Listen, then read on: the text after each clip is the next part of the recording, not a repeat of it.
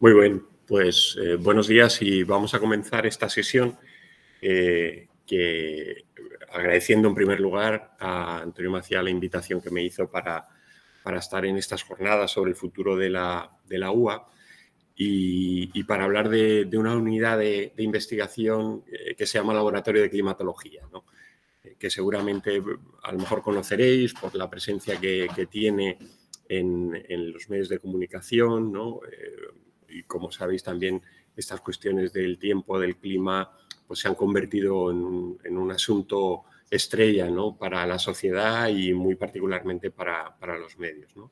Yo he preparado una presentación muy visual, todos son imágenes de lo que es el laboratorio, un poquito contando también la historia, para que os hagáis una idea de lo que estamos haciendo en el laboratorio, lo que se está investigando, lo que se divulga, en fin, pues todas las diferentes facetas que intentamos cubrir desde esta unidad que llamamos Laboratorio de Climatología. Ahí tenéis esa imagen inicial que viene a ser un mosaico de todo lo que vamos a ir viendo a lo largo de esta sesión. Mirad, el Laboratorio de Climatología, como os comentaba, es una unidad de investigación, de docencia y de divulgación. Hemos querido introducir durante sus años de funcionamiento esas tres facetas, con la particularidad, de que estamos adscritos a un instituto de investigación, que es el Instituto Interuniversitario de Geografía, de aquí de la Universidad de Alicante, y por tanto, por así decirlo, prioritario tendría que haber sido el desarrollo de investigación, ¿no? Vinculada con la temática atmosférica, la temática climática. Pero, como os digo, hemos querido abrir ese abanico de posibilidades a la docencia, por supuesto, en las titulaciones donde se contienen algunas materias de climatología y a la divulgación, ¿no? Lo que llamaríamos en un sentido amplio la comunicación social de lo que está pasando con el tiempo a diario y los estudios que vamos haciendo de medio a largo plazo, lo que estaría pasando, lo que está pasando con el clima. Mirar, como os digo, he preparado una presentación haciendo un recorrido por la historia de lo que es el laboratorio. El laboratorio se crea adscrito al Instituto Interuniversitario de Geografía, por tanto, a comienzos de los años 80 ya tenemos creado el instituto y empieza a funcionar una unidad de recogida de datos meteorológicos, pero tenemos unos antecedentes en el campus menos conocido de que esta zona de Rabasa, ¿no? Del campus de Rabasa, como sabéis, tuvo un aeródromo y en ese aeródromo se hacía también recopilación de información meteorológica, ¿no? Se anotaban los datos porque, como sabéis, hay una estrecha vinculación entre la meteorología y la navegación aérea, ¿no? Y, bueno, pues tenemos la suerte de que en el campus de Rabasa, con ese aeródromo que estuvo funcionando, ahora veremos un poquito la historia, ya tenemos esos primeros antecedentes históricos de lo que fue la observación meteorológica. Ahí los tenéis en lo que llamamos el aeródromo de Rabasa, ¿no? Que luego fue Aeroclub. Estuvo funcionando desde prácticamente sin solución de continuidad desde los años finales de los años 30, desde la Guerra Civil hasta el año 67, cuando se crea el aeropuerto del Altet, o se inaugura el aeropuerto del Altet en mayo del año 67. Y ahí tenéis una serie de imágenes de lo que es nuestro aeródromo, la torre de control, como llamamos ahora dentro del campus. Y yo os he marcado la torreta donde estaban instalados los aparatos meteorológicos, ¿no? Esa torreta meteorológica que estaba pues, próxima a la torre de control, porque bueno, pues, se pretendía conocer los datos de las variables atmosféricas y en ese sentido, bueno, pues lo mejor era tenerla situada en alto para evitar el efecto suelo que siempre puede generar distorsiones, especialmente en la medición del viento, ¿no? E incluso de las temperaturas. Para que veáis un poco que os he puesto ahí dos modelos de aviones que aterrizaron en esta pista, porque este aeródromo estuvo funcionando como aeropuerto internacional, es decir, aeropuerto turístico para Alicante, antes de que funcionara, como os digo, esa terminal de charter que tenéis ahí, que es el edificio que se crea en el aeropuerto del Altet, el que sigue funcionando ahora con la nueva terminal, las nuevas instalaciones. En nuestro aeródromo del campus de La Rabasa estuvo funcionando, como digo, como un aeropuerto internacional. Digamos que el primer boom turístico de los años 60 está muy vinculado en la llegada, en lo que supone la llegada de vuelos a este aeropuerto que teníamos aquí en el campus. Por daros unos datos históricos así relevantes, tenemos ya ubicado este aeropuerto nuestro en el campus de La Rabasa desde 1919.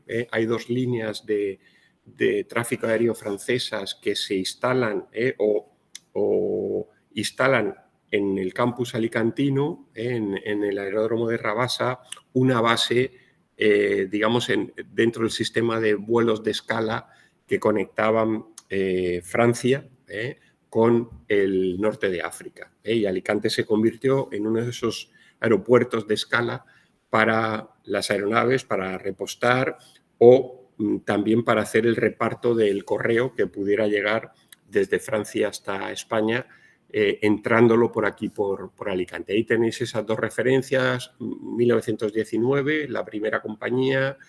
En el año 27 se traslada esa actividad a los terrenos que luego ocupará el nuevo aeropuerto del Altet, con la nueva compañía La Aeropostal, pero eso no quita que durante esos años siguió funcionando las instalaciones de Rabasa, que durante la época republicana funcionó como una de las bases aéreas de la navegación aérea republicana, y el aeropuerto de La Rabasa se convierte en un punto importante de observación meteorológica, incluso de confección de lo que llamamos boletines meteorológicos, los mapas de tiempo, ¿no? que vemos en la tele. En las instalaciones de este aeródromo se llevaba a cabo ese tipo de trabajo, ¿no? De tarea. Ahí tenéis algunos ejemplos de mapas de la época de la República, después ya de la época durante la dictadura de Franco, y en los mapas inferiores veis que en los años 50 y hasta el 65, en lo que sería la red provincial de observación meteorológica, aparecía la Rabasa, que era este observatorio que estaba en nuestro campus, como uno de los importantes dentro del conjunto de estaciones meteorológicas de nuestra provincia. A finales de los años 50, bueno, se dieron cuenta, ¿no? Los responsables de la navegación aérea, del propio aeródromo, que estas instalaciones no cubrían las expectativas para traer aquí, digamos, aeronaves de gran capacidad, y ya se estuvo pensando en la posibilidad de trasladar, de crear construir un nuevo aeropuerto, que finalmente en mayo del 67 se pone en marcha en el Altet, ¿no? Y es el que sigue funcionando hasta la actualidad. Estas instalaciones quedaron en desuso, se constituyó el Aeroclub de Alicante, que estuvo utilizando las instalaciones, como sabéis, tanto el edificio con la torre de control como el hangar para almacenar las avionetas, y esto estuvo funcionando hasta el año 78. Sirva esto como prólogo de lo que ha sido la observación meteorológica en el campus alicantino, ¿no? Seguramente esta parte menos conocida, pero que tiene su importancia. Yo os he traído una comparación de lo que son los edificios, el que tenemos aquí, el aeródromo del campus, lo que fue el edificio en su funcionamiento de navegación aérea, y el aeropuerto de Manises, ¿no? Porque si os fijáis son diseños, ¿no? bastante uniformes, ¿no? Dentro de esa arquitectura racionalista de las primeras décadas de del siglo XX. Esa torreta que veíamos instalada junto a la torre de control del edificio, finalmente fue ubicada en el Observatorio de Ciudad Jardín, ¿no? Que es el observatorio de referencia de nuestra ciudad. La ciudad de Alicante tendría 2 puntos de observación importantes. Uno es este que estáis viendo en la imagen, que es el Observatorio de Ciudad Jardín, en el barrio de Ciudad Jardín, en la subida hacia el campus de San Vicente, ese barrio que se genera también a comienzos del siglo XX bajo los principios del higienismo. Y el otro punto de observación, una vez que se inaugura el aeropuerto del Altet, se pone en marcha también el Observatorio Meteorológico del aeropuerto del Altet, que sigue funcionando, como sabéis, hasta la actualidad. Pero aquí se instaló la torreta que se quitó del aeródromo de la Rabasa. La tenéis ahí ubicada también en la terraza del Observatorio de Ciudad Jardín. ¿Cuáles fueron ya los inicios de lo que llamaríamos el Laboratorio de Climatología tal cual lo conocemos en la actualidad, ¿no? Pues en los inicios estuvo situado en el Instituto Universitario de Geografía, que se crea a principios de los años 80, como os comentaba antes, y dentro del edificio que hoy llamaríamos de Geografía e Historia, el edificio B de Filosofía y Letras, ¿no? Como lo tenemos ubicado, ¿no? y titulado en el SIJUA, pues ahí en la terraza de ese edificio se instaló el pequeño observatorio, ¿no? con los aparatos básicos de medición, ¿no? Y luego había un pequeño almacén, ¿no? que se utilizaba para archivar las bandas de termómetros, de pluviómetros, de anemómetros que se iban cambiando y para hacer un poco la anotación allí, con una mesa que había, la anotación y el cambio de las bandas necesarias para la anotación meteorológica. Ahí tenéis un poco lo que fueron los orígenes. Todavía se conserva ese pequeño almacén con la plaquita del Laboratorio de Climatología en el edificio de Filosofía y Letras, ¿no? El edificio B de Geografía e Historia. Y ahí tenéis un poco en qué consistía, lo que ha quedado desde entonces. Bueno, pues todo el instrumental ya se trasladó cuando se inaugura el edificio de institutos universitarios. Allí está ahora el Instituto de Geografía y en una de sus secciones está el laboratorio, una de las dependencias está el laboratorio de climatología. Pero para que veáis un poco lo que fueron los orígenes, esto estuvo funcionando durante prácticamente toda la década de los 80 y gran parte de la década de los 90 hasta que se inaugura el edificio de institutos universitarios. Las instalaciones actuales, por tanto, están en ese edificio de institutos universitarios dentro del campus, muy próximos a Almua, al edificio Germán Bernarcer, a la Escuela de Óptica por el otro extremo.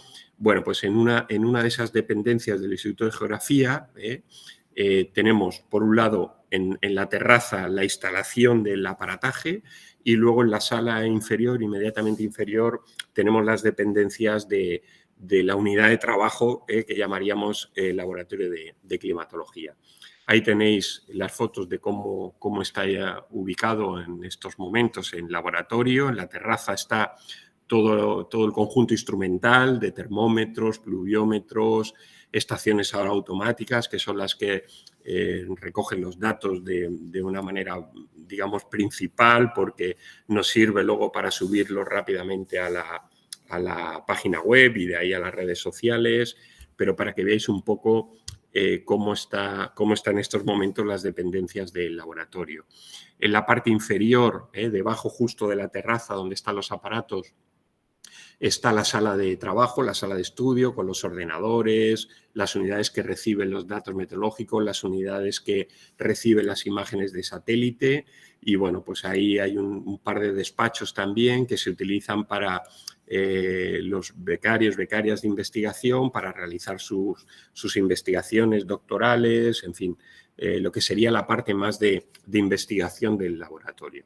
Ahí tenéis la antena de recepción de las imágenes de satélite que se renovó hace unos años, bueno, pues una antena mucho más funcional, las iniciales eran mucho más grandes, ocupaban más espacio y como las tecnologías van evolucionando, pues eso nos ha permitido ganar también sitio en la propia terraza de observación.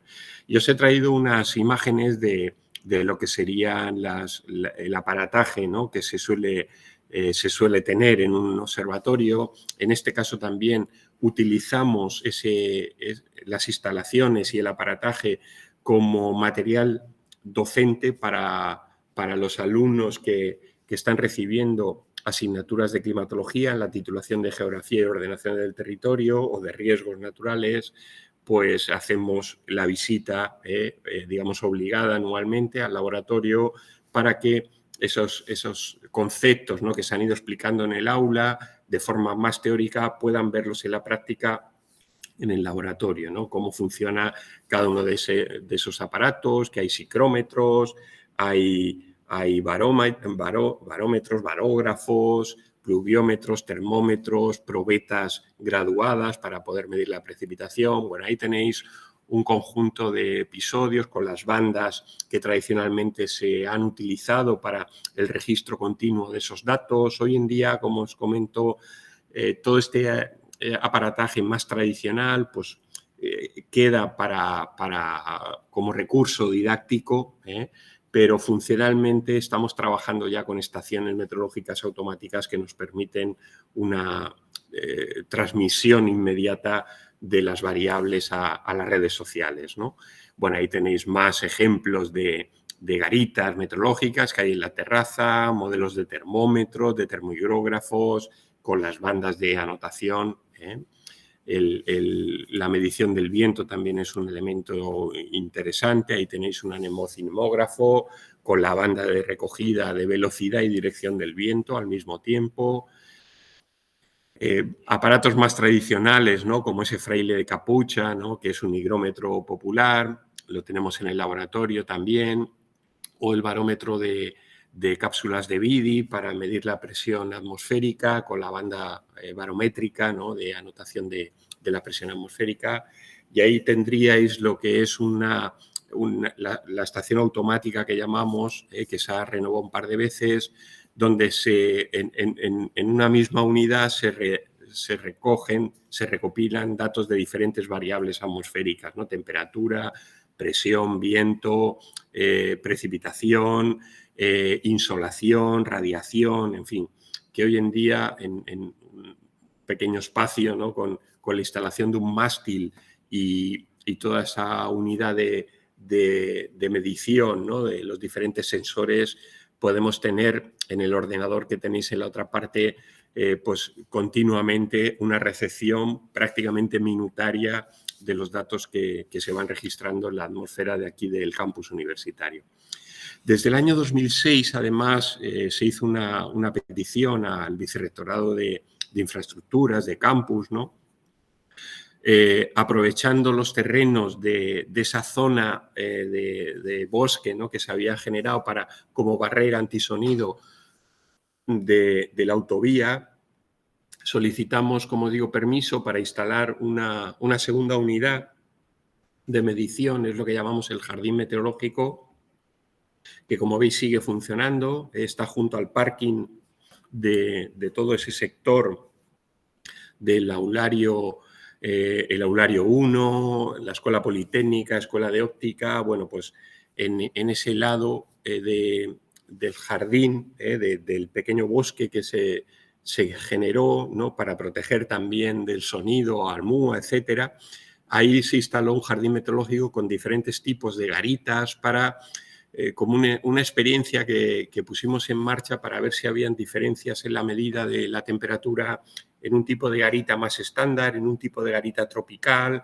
Bueno, esto también nos sirve, como os digo, como recurso didáctico de cara a la docencia de las asignaturas, la asignatura de climatología que se imparte en la titulación de geografía. Ahí tenéis un poco el detalle de esas garitas, esos diferentes tipos de garitas.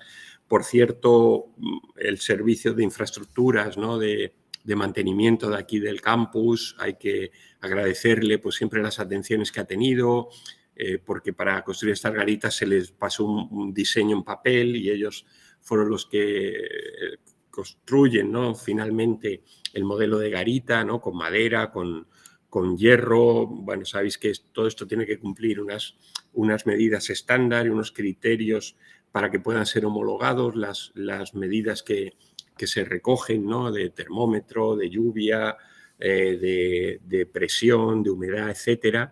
Y bueno, ya os digo que gracias al servicio de mantenimiento, la carpintería, que ha funcionado siempre maravillosamente aquí en el campus y demás, pues hemos podido disponer de estos otros modelos de garita para la observación meteorológica.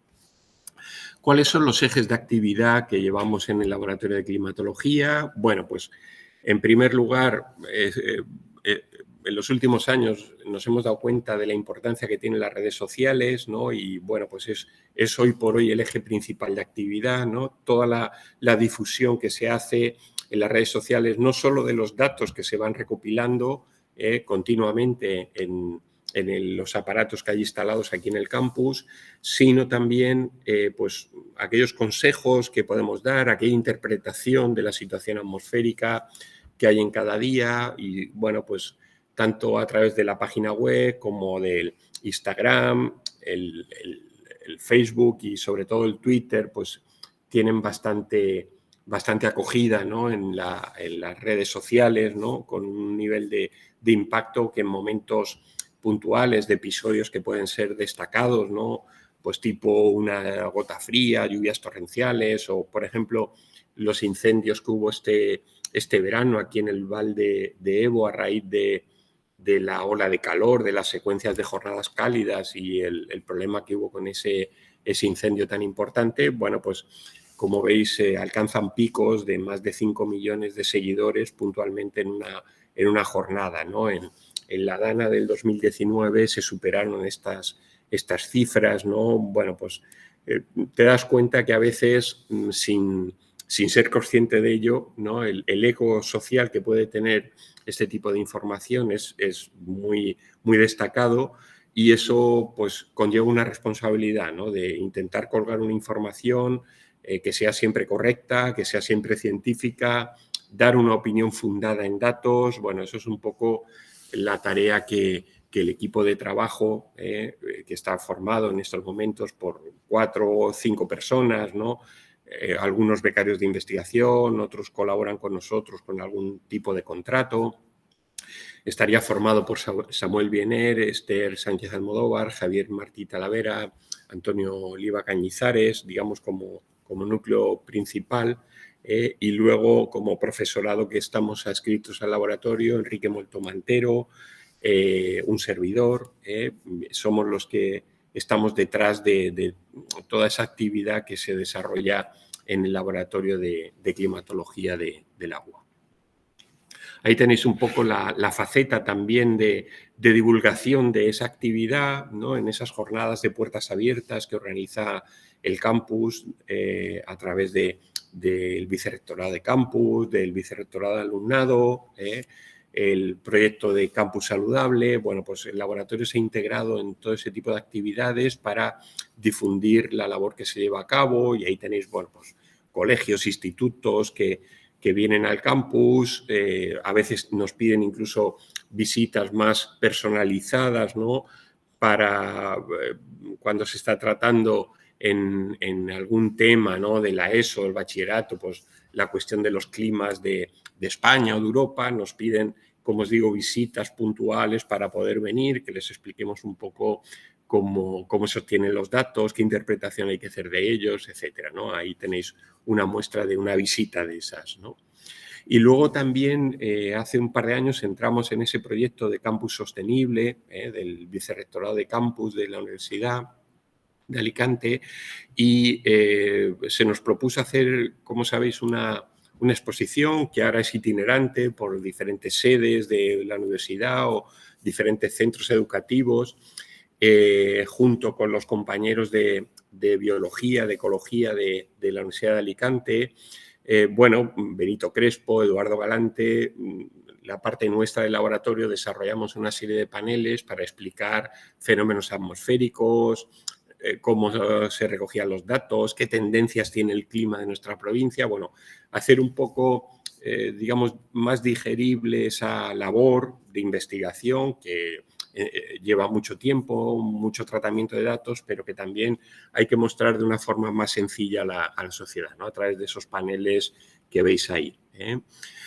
Participación en medios de comunicación, con entrevistas, en fin, pues siempre que hay algún acontecimiento meteorológico así destacado, pues entran en contacto con nosotros para que hagamos una valoración de la situación.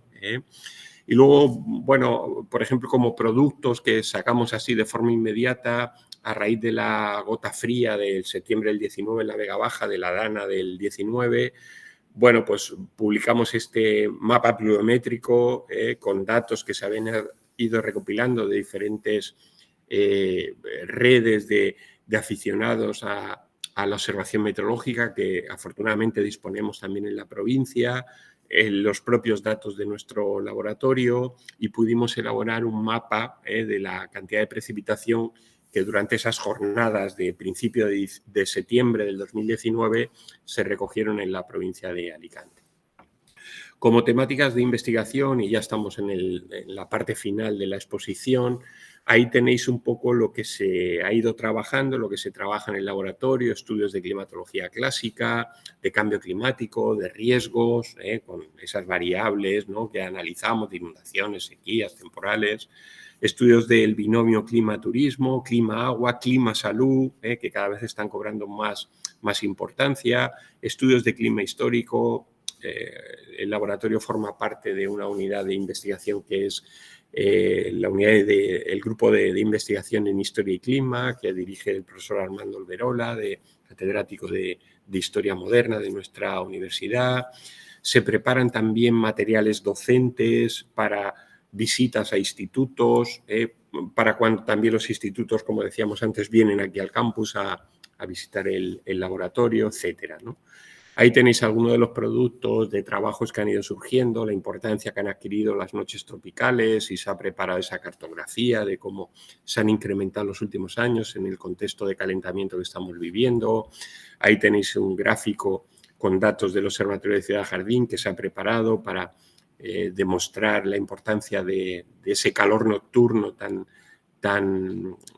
digamos, tan continuo, ¿no?, que estamos registrando en los últimos años, ¿no?, con más de 70, 80 noches tropicales por término medio en los últimos años, ¿no?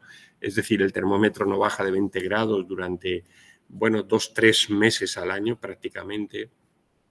Trabajos sobre precipitaciones, cómo está cambiando la forma de llover, precipitaciones de mayor intensidad cada vez, ¿no? No de mucha cuantía, pero sí muy intensas en intervalo horario, y eso genera daños también en los territorios a los que afecta. Análisis de riesgo a través bien de la consulta de fotografías aéreas, de imágenes de satélite, o bien del trabajo de campo, como pues se ha incidido, ¿no?, en una mayor exposición, vulnerabilidad ante peligros de causa atmosférica, como los de lluvias por exceso, por defecto. Ahí tenéis algunos ejemplos. Cómo se están introduciendo todas estas cuestiones en la planificación del territorio, o bueno, se está haciendo un llamamiento desde el laboratorio para que esto cada vez se tenga más en cuenta a la hora de planificar en diferentes escalas el espacio geográfico. Seguramente lo más conocido será en la elaboración de planes urbanísticos. Pues efectivamente ahí hay que integrar estas cuestiones de cambio climático, de riesgos vinculados con el clima. Estudios de clima y turismo para analizar cómo se está prolongando la temporada turística, ¿no?, en la provincia de Alicante, ¿no?, aprovechando ese calor tan continuado, ¿no?, que ya desde primavera hasta prácticamente mediados de otoño se está registrando, y cómo esto a la larga pues puede cambiar las temporadas turísticas que conocemos ahora, ¿no?, basadas básicamente en julio y agosto como meses principales. Pues en el contexto de cambio climático que estamos viviendo, esto podría experimentar alteraciones en los próximos años, que hay que empezar a planificar desde ya. Alteraciones también en las precipitaciones, ¿no?, en conexión con compañeros de universidades valencianas, de la Universidad de Murcia, pues están haciendo estudios, ¿no?, de cómo están evolucionando las precipitaciones, en qué zonas está lloviendo más o menos en este contexto que llamamos de cambio climático. cómo se pueden preparar también modelos, ¿no?, alternativos a todo lo que es la cuestión de abastecimiento de agua en nuestra provincia, ante la posibilidad de que los caudales circulantes en algunos ríos principales de la Comunidad Valenciana y de la región de Murcia, como el Júcar o el Segura, aporten cada vez menos cantidad de agua, ¿no?, porque se está notando un descenso en las precipitaciones en la cordillera ibérica. Bueno, pues hay que empezar a plantear modelos alternativos, ¿no?, que puedan garantizar los abastecimientos. Se ha colaborado también en la elaboración de planes de adaptación al cambio climático. Esto va a ser una constante a partir de ahora con la aprobación de la reciente Ley Valenciana de Cambio Climático, que, bueno, pues va de alguna manera a obligar a los municipios a llevar a cabo planificación, ¿no?, teniendo en cuenta las necesidades de mitigación y de adaptación al cambio climático. Se elaboran mapas de peligrosidad, ¿no?, teniendo en cuenta la realidad de lo que han sido, ¿no?, las lluvias realmente registradas, ¿no?, y con posterior trabajo de campo de zonas afectadas, por ejemplo, a raíz de la Dana del 19, como a los mapas oficiales del Ministerio, de la propia Consellería, pues se ha aportado una nueva visión, ¿no?, de mapas de peligrosidad frente a inundaciones, o este mapa síntesis de zonas afectadas por las láminas de agua, comparando en la Vega Baja lo que ocurrió en el año 87, en noviembre de 1987, y la más reciente de septiembre del 2019. Como sabéis, estamos colaborando en las propuestas de actuación del Plan Vega Baja, del Plan Vega Renace. Es un nuevo plan que surge, como decimos nosotros, de abajo arriba, ¿no?, de bottom-up, contando primero con la opinión de los ciudadanos que viven en la comarca, manifestándonos cuáles, en su opinión, las necesidades que tiene la comarca de actuación para evitar efectos futuros de todo este tipo de peligros de causa atmosférica. Se trabaja también en cuestiones de clima histórico, ¿no?, recuperando pues algunos textos fundamentales para la evolución de la climatología, como los del geógrafo alemán Alexander von Humboldt, ¿no?, en su Cosmos, con el tratamiento que hizo de los primeros mapas de temperaturas que él aportó a la ciencia climática. Bueno, algunos ejemplos de publicaciones que se han llevado a cabo por miembros del Instituto de Geografía y del Laboratorio de Climatología de forma específica, y que son, bueno, pues se han ido convirtiendo en referencia, ¿no?, en algunos temas concretos, ¿no?, especialmente pensando en la docencia, como manuales, muchos de ellos publicados afortunadamente aquí en el Servicio de Publicaciones de la Universidad, que, bueno, ha visto el interés que pueden tener este tipo de publicaciones, y ha hecho una colaboración muy activa con el Laboratorio de Climatología. Y por último, un par de minutos para hablar del futuro, ¿no?, lo que puede ser el futuro del laboratorio, que nosotros planteamos continuar esa labor de comunicación y divulgación a través de las redes, conseguir, si fuera posible, un personal propio adscrito al laboratorio. Ahora funcionamos con cierta irregularidad o precariedad, ¿no?, porque no podemos tener una continuidad en el personal debido a que no hay una plaza fija, ¿no?, que pudiéramos tener de algún técnico en el laboratorio, y tenemos que echar mano, ¿no?, de becarios de investigación que están realizando sus tesis, que colaboran en las labores de laboratorio. Pero bueno, podría ser interesante poder llegar a consolidar una pequeña plantilla del laboratorio. Hay que ir pensando en una actualización del aparataje meteorológico. Se está hablando de la posible configuración de una red de observación en las sedes universitarias, que la verdad es que quedaría muy bien, como una red propia de la Universidad de Alicante en el territorio alicantino. Bueno, impulsar también la creación de nuevas empresas vinculadas con la información, el aviso meteorológico. Bueno, pues si tenemos personal que se va formando en nuestras aulas, ¿no?, en grados, en máster, o que llegan incluso al tercer ciclo, a doctorado, bueno, puede ser el germen de esas pequeñas empresas, ¿no?, que puedan surgir para completar la información, la comunicación meteorológica a la sociedad. y sobre todo profundizar con esos programas que lleva a cabo el campus, ¿no? El UA Divulga, el Campus Sostenible. Ahora estamos trabajando en el diseño de una propuesta, ¿no? Una propuesta que se ha presentado al vicerrector de campus de alertas meteorológicas para avisar al personal del campus, ¿no? De posible riesgo que pueda haber de temperaturas, de viento, de lluvias.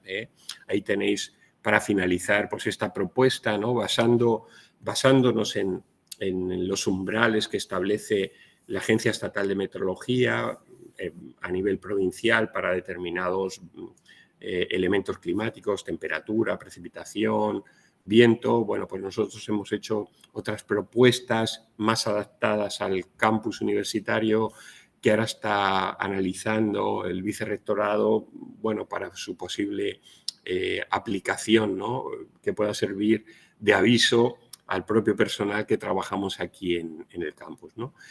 Y esto básicamente es lo que yo os quería contar, ¿no? Como unidad de trabajo que llevamos en el Instituto Interuniversitario de Geografía, que conocemos como Laboratorio de Climatología y que, como digo, hoy en día, bueno, pues incluso mucho más que la propia presencia física en el campus, es sobre todo la difusión que está teniendo todo esto en las redes sociales, ¿no? Y que, bueno, nos permite tener una comunicación muy directa con todos aquellos que se asocian, ¿no? O participan, ¿no? De comentarios que nos van llegando, fotografías que envían y que nosotros vamos difundiendo en la propia redes sociales del laboratorio, siempre con el permiso de los autores, ¿no? Citando el copyright, por supuesto, pero que, bueno, viene a completar toda la información meteorológica oficial, que, como sabéis, que en nuestro país depende de la Agencia Estatal de Meteorología y, bueno, pues nosotros estamos encantados también de colaborar con la propia agencia, suministrando a veces información que les puede ser también de utilidad para mejorar la información y el pronóstico meteorológico en este ámbito concreto de la provincia de Alicante. Bueno, pues muchas gracias y a vuestra disposición en el Laboratorio de Climatología para lo que queráis.